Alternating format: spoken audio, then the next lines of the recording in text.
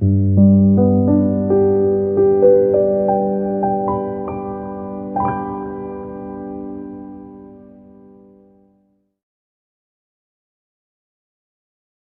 सभी भाइयों बहनों को मेरी ओर से यीशु सहाय। मेरा नाम ख्रिश प्रियंका होरो है और मैं इस जड़कोदर पेरिस को मैं रिप्रेजेंट कर रही हूँ। तो आज का जो हमारा टॉपिक है, अब्राहम के जीवन से हमें क्या शिक्षा मिलती है। अब्राहम एक बहुत महत्वपूर्ण व्यक्ति थे, उनका जीवन बहुत ही ज़्यादा इंस्पायरिंग था, जिससे उनका जीवन को हम लोग इस समय बोलते हैं कि हम लोग उनके जीवन से बहुत ही ज़्यादा इन्फ्लुएंस हो सकते हैं। वो एक इन्फ्लुएंसर थे जिनके जीवन से हमें बहुत सारी चीज़ें सीखने को मिलती है कि जैसे आज्ञाकारी कैसे बनना है, विश्वास में कैसे दृढ़ रहना है, धीरज रखना है और परीक्षा में कैसे स्थिर रहना है। तो पहले हम लोग देखते हैं कि वो आज्ञाकारी कैसे थे। तो परमेश्वर ने, जैसे हम लोग उत्पत्ति 12 उसके अध्याय में हम लोग देखते हैं कि परमेश्वर ने उनको जहाँ जहाँ जैसे जैसे बोला वो वही वही गए। जैसे परमेश्वर ने उनको कहा कि हारान तुम छोड़ दो और कनान को निकल जाओ, कनान के बाद मिस्र चले जाओ, उसके बाद जाके तुम फिर से दक्षिणी कनान की तरफ चले जाओ। तो अब्राहम ने, जैसे परमेश्वर ने उनको कहा वैसे ही अब्राहम करते गए। तो उन्होंने कभी भी परमेश्वर से ये क्वेश्चन नहीं की कि परमेश्वर मुझे क्यों लेके जा रहे हो, क्यों मेरे को इस जगह से दूसरी जगह कर रहे हैं। उन्होंने कभी कुछ क्वेश्चन नहीं किया। हालांकि हम लोग सब कोई जानते हैं कि उनके जीवन में आगे चल के कितनी बड़ी उनके लिए योजनाएं थी।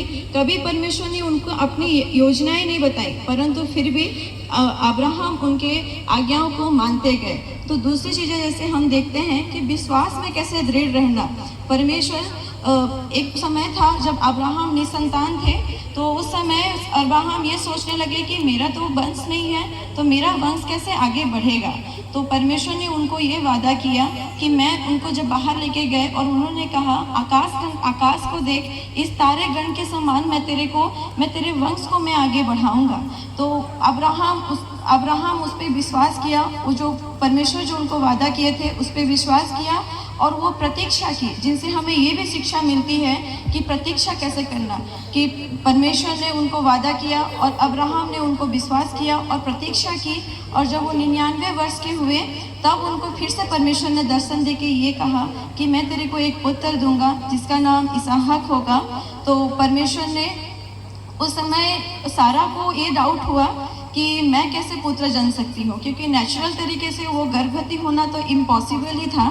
तो उस समय सारा के मन में क्वेश्चन हुआ, परंतु अब्राहम अपने विश्वास पे दृढ़ रहे और उनको जब वो 100 वर्ष के हुए तब परमेश्वर के वादा के अनुसार उनको एक पुत्र हुआ, उनका नाम इसहाक रखा गया।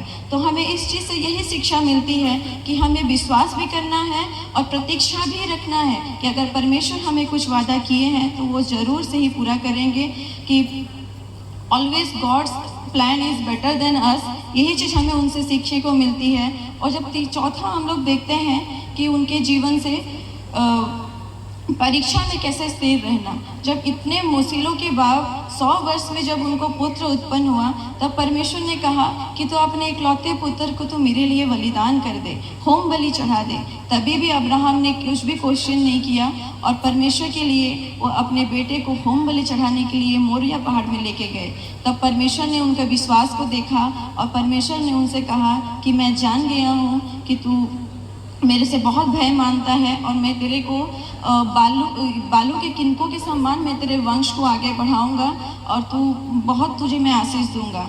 तो यही अब्राहम के जीवन से हमें और भी बहुत सारी चीज़ें सीखने को मिलती है। परंतु जैसे हम लोग जानते हैं कि अब्राहम को विश्वासियों का पिता कहा गया है, तो वैसे ही अब्राहम के जैसे हम लोग को विश्वास रखना है, परमेश्वर के वचन में चलना है और धीरज रखना है। मैं इतने ही बोल के अपने स्पीच को समाप्त करती हूँ। धन्यवाद।